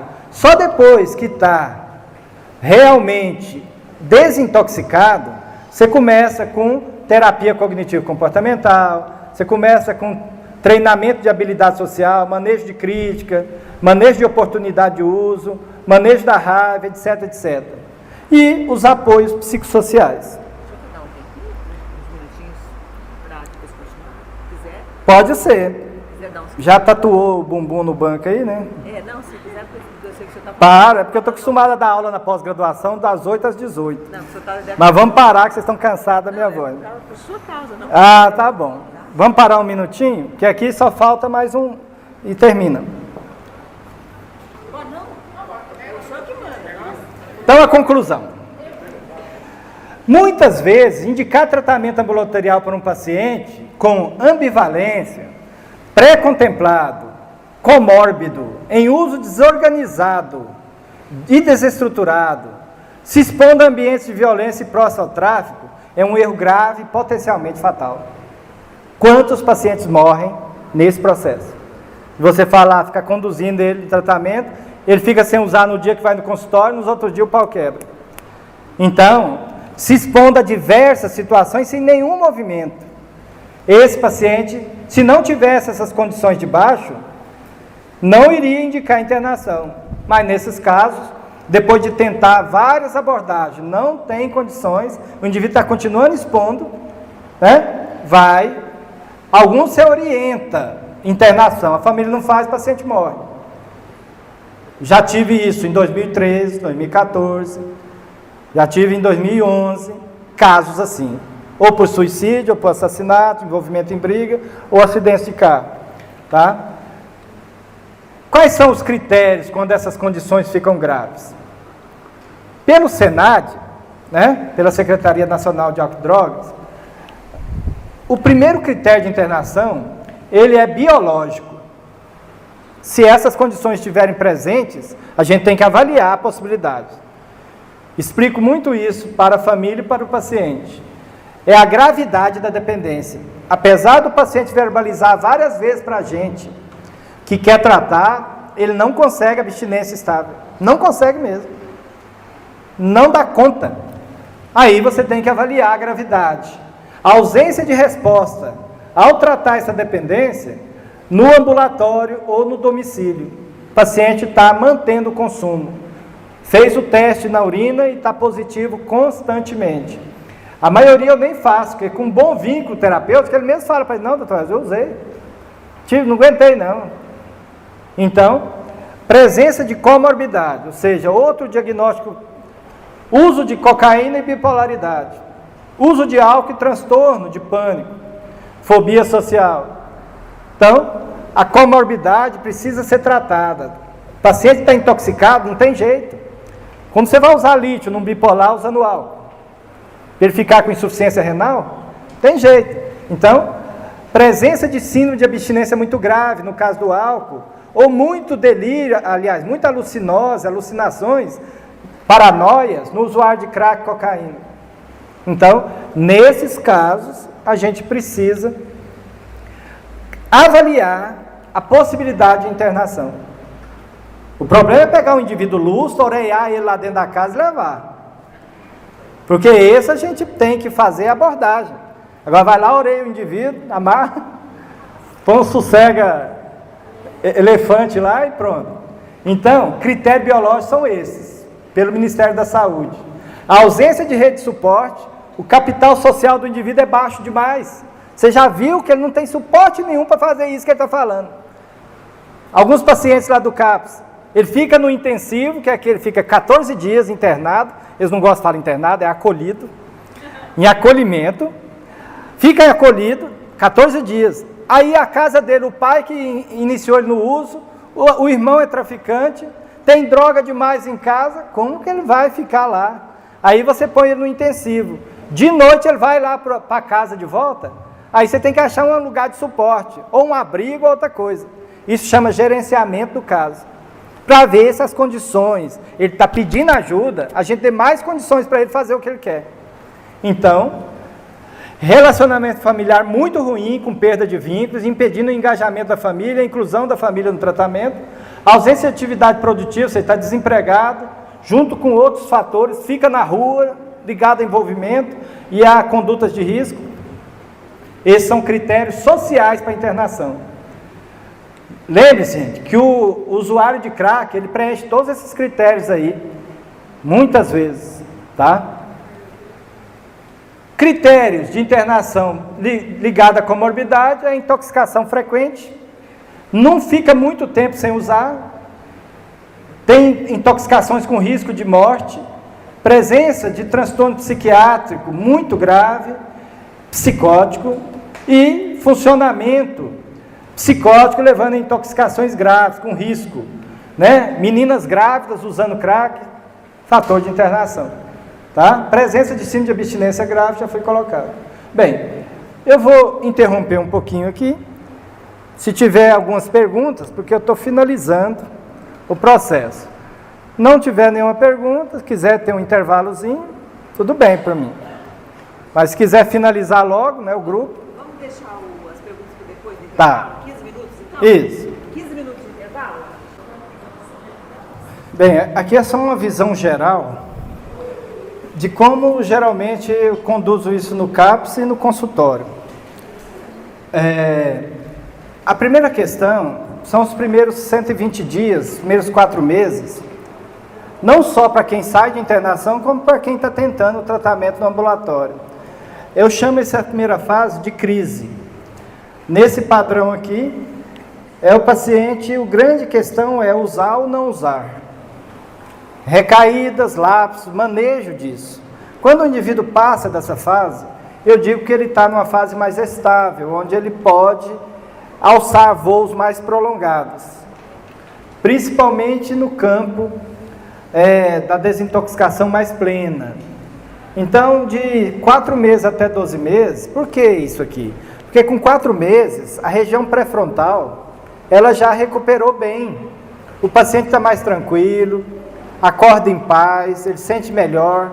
Então, ele tem condições de seguir para a segunda fase. É claro que isso aqui é didático, gente. Muitos pacientes já implementam essa aqui e essa aqui. O problema é aqueles que, por estar desintoxicado 2 meses, dá uma loucura para fazer um monte de coisa e quando vê já está envolto em problema de novo. Recebe o primeiro salário e não dá conta, com 60 dias, de lidar com esse dinheiro. Pode ficar com dinheiro 2 meses no bolso. Quando é fé, surge uma conjuntura, está lá o dinheiro sendo envolvido em algum uso. Então, a parte de mudança de comportamento, dos 120 dias a 12 meses, e a reestruturação da vida, que é quando o paciente tem que diminuir o contato com os terapeutas e ir para a parte psicossocial, continuar com a terapia, continuar com a prevenção da recaída, né? Eu tenho pacientes, por exemplo, que fica 6 meses sem ir do meu consultório, porque eu já estou na fase de liberar ele do tratamento. Então ele vai a cada 6 meses. Nesse período comunica comigo por e-mail. Está tudo bem, doutor Ezra, estou mantendo a abstinência. 6 meses depois eu avalio para me ver se ele está livre de psiquiatra. Tá certo? Então, a não ser que ele tenha uma comorbidade, que precisa de acompanhamento, mas não é mais por causa da dependência, nem falo do assunto mais com ele. Tá? Já trato de outras questões. Na terapia, é a mesma coisa. O psicólogo vai trabalhar do desenvolvimento, de outras dimensões. É quando a psicanálise pode ser usada. Tá? Outra questão importante é que para cada fase dessa, você usa um tipo de abordagem no tratamento. Geralmente, entrevista motivacional e supervisão ou gerenciamento de crise mesmo. Nesse caso, nada de terapias que exijam muito do cognitivo.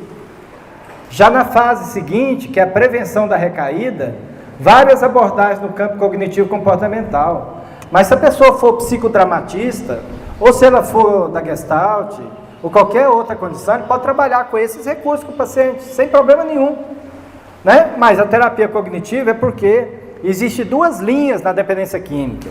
Existe a linha do Terence Gorski, existe a linha do Marlatt. O Marlatt é que fez prevenção da recaída. Terence Gorski, norte-americano, não tem livro traduzido ainda, tem só alguns passos. São aqueles 11 passos que tem muito na internet. Eu coloquei ele, inclusive, nos meus livros, porque os pacientes gostam muito de olhar eles. Então, a prevenção da recaída é mais aceita do Marlatt, porque é baseado na cognitivo-comportamental e tem pesquisa mensurando isso, os resultados. Aí o mundo científico aceita ele, não aceita os outros, tá? O Terence Goss, porque ele trabalhou 35 anos com dependentes químicos em comunidades terapêuticas no regime Minnesota norte-americano e construiu todas aquelas 11 fases, com princípios lá. Mas eu compreendo que eles são extremamente verdadeiros, aquelas fases, tá? Porque aquilo fica mais perto do paciente. Ele construiu entrevistando dependentes químicos em comunidades de internação. Então, abordagens vão seguir um padrão lógico, respeitando a fase psicológica e fisiológica do organismo do paciente. Por isso que tem essa divisão, tá? As abordagens mais utilizadas é a psicoeducação, dentro da prevenção da recaída, para desatar o nó. O significado da abstinência tem que ser mudado. Tem gente que ficou abstinente, está tudo resolvido. A gente tem que orientar, através da psicoeducação, que abstinência significa apenas um padrão de pensamento mais favorável, a manutenção. Ou seja, quando está abstinente, você constrói uma rede de ideias, pensamentos e atitudes mais conveniente para agir em prejuízo próprio, né? E você vai modificando os padrões de pensamento que favorecem o uso. Para que isso ocorra, é preciso sair dos pares, do contato com pessoas que só falam disso. Ambientes que são pró-uso, para que você consiga ficar mais em paz. Então, é uma coisa do jogo de forças entre desejo e recusa, entre danos e ganhos, entre prejuízos, né, sacrifícios e benefícios, onde ganho nas relações, recusando certos comportamentos e padrões que vão favorecer o equilíbrio emocional. Atrelar a emoção ao uso de droga é recaída, tá? Outra questão importante é que dentro da educação de laboratório, que é uma das coisas que eu usei. Então, ultimamente eu não estou fazendo grupo de prevenção de recaída no consultório, que eu fiz durante muitos anos. E nem grupo de família, por conta do cansaço. Eu fazia isso à noite, estou evitando fazer agora. Então, mais tarde a gente faz. Estou atendendo todo mundo individual. Então, a educação do laboratório é um termo genético aplicado a um conjunto metodológico. Vou mostrar como que funciona. Você pode fazer uma vivência, né? Por isso que no livro eu coloquei um monte de fábulas, que são todas as fábulas que eu trabalho com os pacientes, tá? Então, hoje lá eu falei aquela fábula da Bela Adormecida. Então é um conjunto. A menina dos fósforos, a fábula da galinha, etc, etc. Então, quando eu quero falar sobre o efeito das drogas no cérebro, eu falo a menina dos fósforos. Quando eu quero falar de prevenção de recaída, eu uso a fábula da galinha, né? Quando eu quero falar de convivência, eu falo do porco-espinho, da mais antiga fábula que existe, do porco-espinho, né? Então, mas tudo são extremamente poderosas. Quando eu quero mostrar risco, benefício de uma abordagem, eu faço a técnica da cruz. Para cada resultado tem uma técnica, uma abordagem. É claro que as pessoas falam errado, só vou aplicar uma dinâmica. Isso é um erro terrível. A gente não aplica dinâmica, a gente aplica técnica. Dinâmica é o que emerge da técnica, aquilo que brota. Então, na hora que você contar uma história, a fábula, aquilo que emerge no pensamento da pessoa que está ouvindo. Então, a vivência.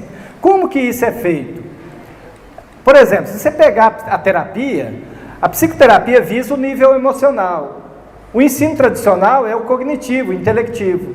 O alvo da educação de laboratório, que a gente faz em dependência química e psicoeducação, é o nível das atitudes, englobando então as funções e experiências cognitivas e afetivas que o paciente tem em relação à droga, para ele fazer em relação a ele mesmo, a vida dele agora. Tá? Então, como que isso é feito? Para cada condição, por exemplo, quando eu estou no CAPS, nos primeiros 3 semanas, 4 semanas, 4 meses, nas primeiras 4 semanas, eu uso um módulo chamado interação indivíduo-droga. Eu mostro as consequências, mostro o processo, não mostro nenhuma imagem de droga e vou falando o que a droga faz, o trajeto dela dentro do corpo. Como que ela vai, como que ela faz. Eu comparo isso a entrar num estilingue assim e soltar. Tem uns que caem e machuca, tem uns que caem e morrem, tem um que cai e não tem nada, sai correndo, não tem nada. Então, usar a substância desse jeito, é uma roleta russa. Então, esse é porque o conteúdo que eu preciso passar vai do simples ao complexo, vai depender da capacidade do indivíduo e da complexidade do assunto. Então eu posso uma sinapse ali e conto a história de como que ele chega de madrugada em casa pulando o muro. Mostro direitinho como que é, para que o paciente possa entender. O objetivo da psicoeducação não é dar aula, é falar os exemplos de quem está na plateia, tá certo? Então como que é isso? Eu vou fazer só... Eu vou mostrar para a pessoa gostar, aprender a aprender, apreciar a dar ajuda e participar eficientemente em grupo. Porque se ele faz isso com os pares dele, que é quando ele vai combinar melhor, ele vai conseguir fazer isso em casa. Porque ele já aprendeu na prática. Porque ele está fazendo uma vivência onde não tem complicação nenhuma. Ele está fazendo a vivência ali no grupo. Porque se ele não aprender aqui, ele faz com complicações em casa. Então, como que é isso? Eu vou passar direto, você quer explicação? Sou meio perfeccionista, então vamos ver aqui, ó. Essa é a vivência, isso é o CAV, Ciclo da Atividade Vivencial. Você pode fazer isso ao dar uma palestra, você pode fazer isso sobre qualquer coisa. Qualquer pessoa pode fazer um grupo, no AGE, em qualquer lugar, usando o CAV. O que é o Ciclo da Atividade Vivencial? Tem para todo lado isso. Qual é a vivência? Pode ser uma história, pode ser um relato, pode ser apenas a fala de um colega do grupo. Pode ser qualquer coisa, qualquer situação. E aí, o indivíduo tem a vivência. Tem dois caminhos para o indivíduo seguir. O caminho da resistência ou o caminho do engajamento. Então, a vivência, primeiro, é aquele paciente entende aquela situação do grupo como um desafio. Então, ele se envolve na discussão, faz pergunta como que é isso, dá o exemplo de casa, etc, etc. Aí ele diz que ele se envolveu. Então, a experiência vivenciada, você faz a análise e o paciente fala, ó, esse processo aí me chamou muita atenção porque eu faço isso aí, doutor.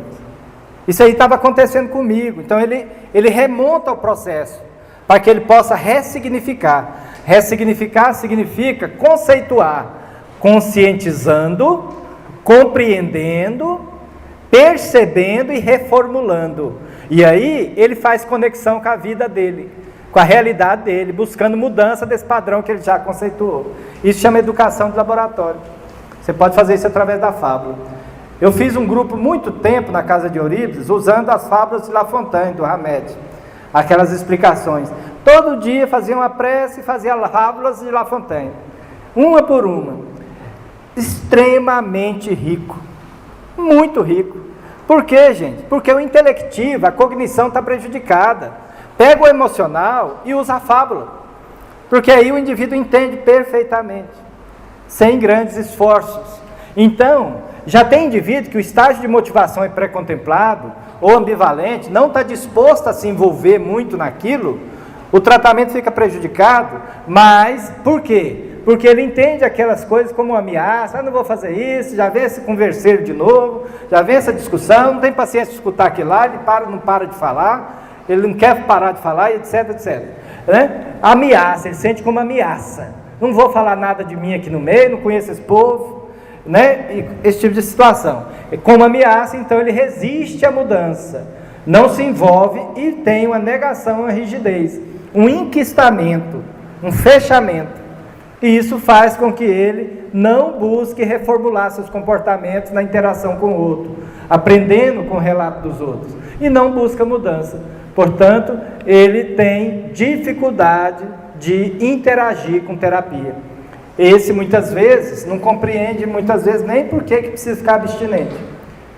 Então, esse padrão é esse que eu já mostrei aqui muito, é a mudança de hábitos, quer dizer, os relacionamentos, ter atividade física, sair da hora vazia, controle do estresse através do gerenciamento de situações, comportamento preventivo, evitar certas coisas, adiar certas coisas, alimentar de forma adequada e, com um período maior de desintoxicação, treinamento de habilidades sociais, gerenciar com crítica, com estresse, com desconfiança, lidar com a oportunidade. Bater de frente com ex-colegas que você precisa orientar e não mentir para ele, falar que está em outro, para ele mudar a imagem que tem de você. Então, esse é o padrão. Em termos gerais, o treinamento de habilidades é sair do comportamento problemático e quase sempre você tem que treinar isso com a família. Não é com os colegas, não. Os colegas ficam para lá. Você fala que não quer, os caras te deixam. Tá? Então, é preciso que o treinamento de habilidade faça frente à fase em que ele está interagindo mais com a família, para que ele possa ter uma noção de ponderação diante desses problemas, adiando certos prazeres, agindo com cautela, para fugir da gratificação imediata. Discute ali, quer sair para usar? Não, vamos resolver. Na vida a gente tem que resolver os problemas. Isso ocorre com drogas, ocorre com transtornos mentais, ocorre com tudo. Gerenciar famílias que cuidam de Alzheimer, que cuidam de hipertenso, que não larga do sal, todo tipo de coisa possível desse jeito, vai passar por essas mesmas fases, imediatismo, gratificação imediata. E a recuperação familiar, o primeiro processo eu estou numa relação disfuncional, eu tenho que sair do pessoal, falei isso agorinha, sair do disfuncional, então tem que ter humildade. Necessário abrir mão da onipotência, de acreditar que está com a razão, que está tudo ali, tem que ser aquele jeito. Alguma coisa pode mudar. O comportamento compulsivo em relação à droga é do paciente. E o comportamento compulsivo da família em relação ao paciente é problema também. Tá? Então, a família tem que ser engajada para sair do pessoal e ir para o relacional, já falei isso. Outra questão importante que a Annalise Gigliotti faz no livro Compulsão e Impulsividade, a falta de informação da família sobre questão de dependência, detalhes, faz com que a gente cometa muitos erros, afirme muitas coisas na interação, e isso dificulta o vínculo familiar. A necessidade de mudança imediata dos padrões disfuncionais e manutenção dessas mudanças que já foram sendo conquistadas. O filho abandona o grupo de autoajuda, a família também abandona. Não fica. Como que vai seguir? Outra questão importante é sair da culpa e, quando tem uma recaída, crítica não vai ajudar. A situação já está suficientemente ruim. Por quê? O paciente já tem consciência disso. Qualquer argumentação nesse sentido vai caminhar para o conflito. Tá? A recaída deve ser entendida como pontos que ainda precisam ser alterados, levando em conta que o desenvolvimento pessoal e familiar é uma tarefa para toda a vida. E em relação à dependência química, vai demorar um tempo, mas a família e o paciente acham o caminho. Outra questão importante são os comportamentos reativos, muito negativos. Vamos ver quais são eles, né? Principalmente vigilância, ficar perseguindo, vigiando, olhando, controlando, mexendo no celular, mexendo nas coisas, dramatizar demais as coisas, quase teatral, culpar, reprovar o tempo todo, falar mais de droga que o próprio paciente, fingir indiferença, que não dá importância ao problema, se vitimar demais e passividade. Todos esses padrões são negativos. Comportamentos positivos, reconhecer, valorizar pequenas conquistas do paciente, sem querer gratificar ele com isso ou com aquilo. Tá? Responsabilidade, mostrar-se solidário e comprometido com o processo de ajuda, ajudar naquilo que não é responsabilidade do paciente. Diálogo, acolhimento e consciência da inexistência de soluções mágicas, rápidas. Cuidado de endeusar a internação e idealizar que ao sair da internação vai estar tudo resolvido. Cuidado com isso, porque a gente sofre demais. Tá? O grande desafio, então, no aconselhamento desses casos e na codependência, o familiar tem que melhorar os seus comportamentos. O comportamento facilitador, codependente, não permite que o familiar perceba seus próprios comportamentos. A atenção do familiar tem que ser redirecionada para os papéis e não para o uso de droga do usuário, iniciando com o desligamento do nó emocional. Essas terapias que eu falei antes, tudo ajuda. E para o seu lado, o paciente tem que melhorar os seus comportamentos também. O comportamento dependente impede mudanças, enquanto não alcança a desintoxicação. Então, a intoxicação impede a recuperação. A atenção do paciente tem que se deslocar da droga para os seus comportamentos, porque o indivíduo não recai a hora que usa, ele recai a hora que muda o comportamento ou volta para os antigos. E, alcançando a desintoxicação, é que a pessoa vai realmente iniciar o processo de terapia de prevenção de recaída propriamente dita. Então, em termos gerais, isso aqui eu já comentei, por isso que eu estou passando, tudo isso aqui é do fato que eu comentei. Então, é muito importante, dentro do tratamento da dependência química, entender que o médico, ele pode ajudar com remédio, ele pode ajudar no diagnóstico, ele pode ajudar no tratamento de alguma comorbidade psiquiátrica, mas, por outro lado, ele tem que orientar a família a procurar outros níveis de ajuda, e que o indivíduo faz de 7 a 8 tentativas antes de engajar uma consistente. Então, gente, não desista do familiar, não. Porque a gente tem tanto paciente custoso na vida, no consultório, a gente não desiste deles. E a gente mal conhece ele, a não ser o dia que ele vai no consultório. A família está ali o dia inteiro, está sofrida, está tudo. Não desiste, não. Mantenha o contato, faça tudo o que for possível, mas olhe para si e veja que tipo de situação ou vínculo pode ser mudado, pode ser melhorado para que o indivíduo desperte. Eu penso que em tratamento de transtorno mental, por uso de droga ou qualquer outro transtorno, essa abordagem é importante. Não desistir do paciente, é importante isso. Fazer todo jeito. Se ele não quer, a forma de ajudar quem não quer ajuda é mudar o nosso vínculo com ele, de forma positiva, conhecendo quais são as situações que eu posso mudar e que pode ter algum impacto sobre ele. E esperar, usando de resignação. Espero ter ajudado em termos de orientação geral do tratamento. Eu não entrei em detalhes com farmacologia, com outras coisas, porque isso daria mais sono ainda. Agradeço muito a atenção de vocês e estou à disposição para qualquer dúvida, se a organização permitisse.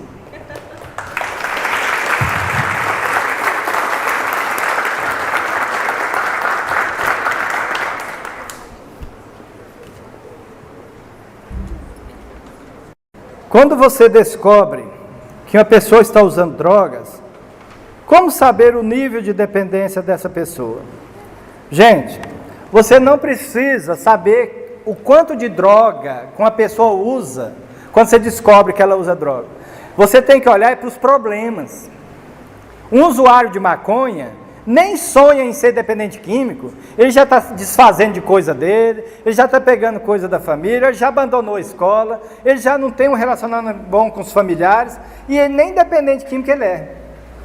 Então, é problemas, apareceu problema, mudou o padrão de comportamento, mudou os vínculos, mudou a forma de expressar, ausências injustificadas de casa, divórcio emocional com os familiares, troca de colegas por outro, pode saber. Tem alguma coisa acontecendo. Então, ajuda especializada. Procurar conversar funciona. Tem a ver com o tempo que ele diz que faz uso? Tem algum sinal, indício, que aponta o nível de dependência? Gente, e o primeiro o nível de dependência é uso, abuso e dependência. Uso, gente, é aquele padrão onde o repertório que a pessoa usa é diversificado. Ele usa numa balada, ele usa num final de semana, ele usa quando sai com os colegas. Então o repertório que ele usa é aberto. À medida que ele vai fechando, caminhando da experimentação, do uso para o abuso, a relação dele com a droga de eleição muda. Então ele passa a ter dificuldade de controlar o padrão de consumo. Ele já consome mais do que ele pretendia. Então no álcool, em tudo isso, né? Então o repertório vai mudando, né? Então, muitas vezes, o indivíduo não atenta para essa evolução e tem várias dimensões da vida dele afetada pelo consumo, perdendo a qualidade de vida. Então ele diz que ele está na dependência química. Para dizer se um uso é grave ou não é, são 6 critérios. O primeiro critério são os relacionamentos. O indivíduo está aqui, ele aqui, ó, o dedão. todos os colegas são usuários também, dentro dos relacionamentos é grave. É o primeiro sinal de gravidade. Os relacionamentos eles são só com pares. O segundo é a família. Ele fica 3 dias fora de casa. 5, 10 minutos está dentro de casa, o pau quebra. A família já está no adoecimento, provocado pelo padrão de funcionamento dele. Esse é o segundo sinal de gravidade. O terceiro, problemas clínicos. Irritabilidade, insônia, emagrecimento, etc. O quarto, abandono do trabalho ou da escola. Quarto e quinto. E o sexto, pendências judiciais. Os meninos dos CAPs, lá onde eu atendo, tem os 6 itens positivos. É o perfil dos nossos usuários lá. Tá certo? Então são gravíssimos. Quanto mais itens tem desses 6 aí, positivos, numa avaliação que você conversa assim, 10 minutos, tá lá o padrão. Tá certo?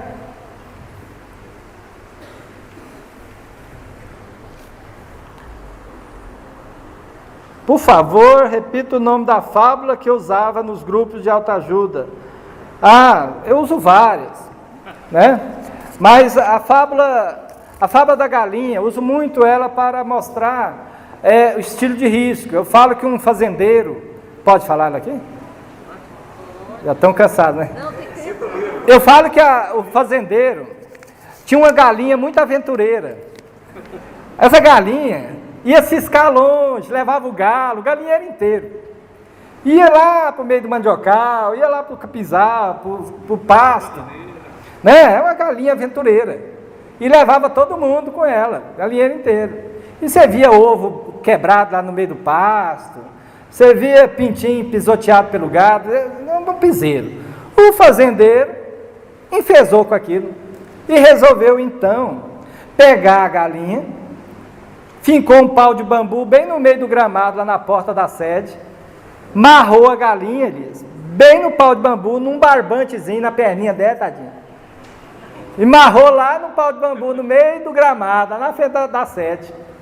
A galinha alviçareira continuou cacarejando lá, ciscando aqui, tomando banho de terra, normal, sem problema. Só que começou a ficar entristecida, porque com aquele padrão de ligação ao pau de bambu, o galinheiro todo foi dos seus quefazeres, né? Foram botar ovo, o galo foi, né, andar por ali, etc, etc.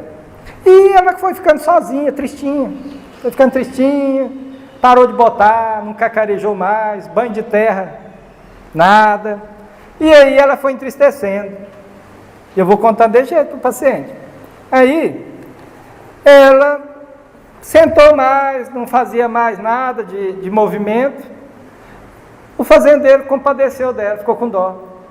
Foi lá, arrancou o barbante de 2 metros. Ela tinha feito um circo, um aceiro completo ao redor do pau, não tinha uma grama mais ali, só a terra. E aí o fazendeiro foi lá, tirou, desamarrou da perninha dela, tocava ela ia para estar lá mais na cerca e voltava, sentava lá no mesmo macedo, tocava de novo, foi ficando ali até morrer.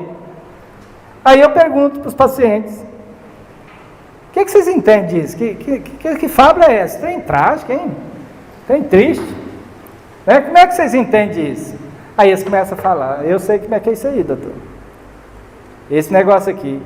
Quem que é a galinha? Somos nós, seres humanos, com as nossas escolhas, nosso comportamento. Fala do jeito deles. Né? E o que representa o pau de bambu? O fazendeiro, a fazenda, o aceiro, o cordão. Como que vocês poderiam fazer a ligação? Doutor, o que prende a gente é a droga. Eu falei: não. O que prende você? É o barbante? O que representa o barbante? O que representa o pau de bambu, o fazendeiro? O que representa esse aceiro sem terra, sem vida? O que representa morrer? Porque não é morrer mesmo, perder a vida. É perder a capacidade de gerenciar as próprias emoções. Precisa de algo externo. Eu só tá ruim, eu uso, porque eu sei que minha cabeça vai ficar livre disso. Falo: mas é momentâneo. Então, aí eles começam a tirar a coisa. Eu não dou resposta nunca. E eu preciso que eles me deem a resposta. Isso chama vivência e ressignificação. Então, o pau de bambu é a droga. O que nos liga à droga? A dependência química. O que é o aceiro? Sem vida, sem capim, sem gramado? É o estilo de vida. O que é a galinha? Somos nós, com as nossas escolhas. O que é o fazendeiro? São as regras, a vida, que acaba nos levando a buscar os prejuízos.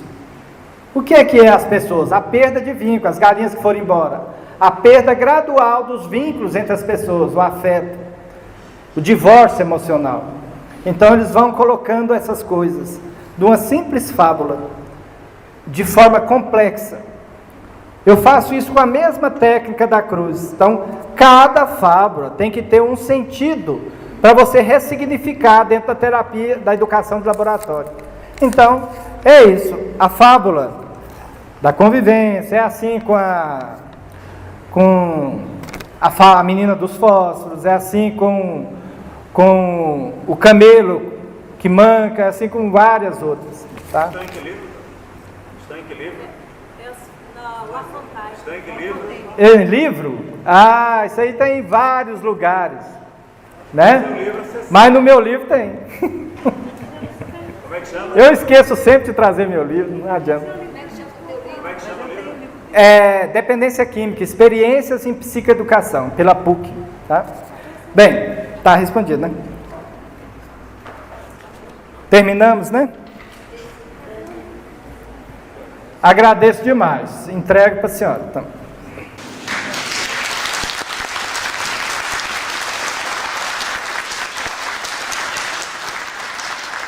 Não preciso dizer o quanto nós somos gratos pela sua presença aqui, pela presença de todos os palestrantes da noite de hoje, da tarde de hoje, do dia de hoje, né, que foi maravilhoso. Esse congresso realmente nos deixou assim muito mais completos, muito mais engrandecidos por relação a essa temática da dependência química. Tenho certeza que todos nós vamos sair mais ricos daqui, tá?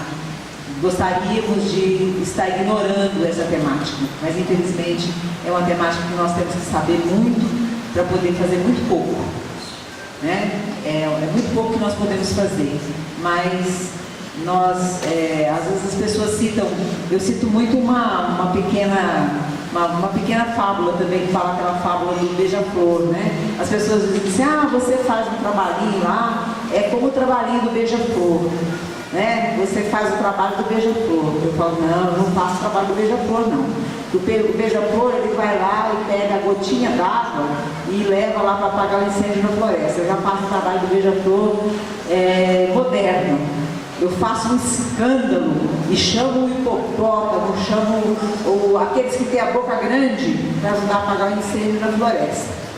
Então eu acho que o grupo ágil, outros grupos, eles são o hipopótamo, o elefante, que tem capacidade para despejar água assim, muito longe. Nós talvez sejamos o beija-flor. Então vamos fazer o trabalho do beija-flor e levar grupos água para vários lugares de Goiânia, de Brasília, de Santo Antônio, de Anápolis, de outros lugares, para que grupos grandes como hipopótamos, como elefantes, possam sim apagar o fogo das drogas em outros lugares. Boa tarde a todos, nós teremos um momento cultural para isso.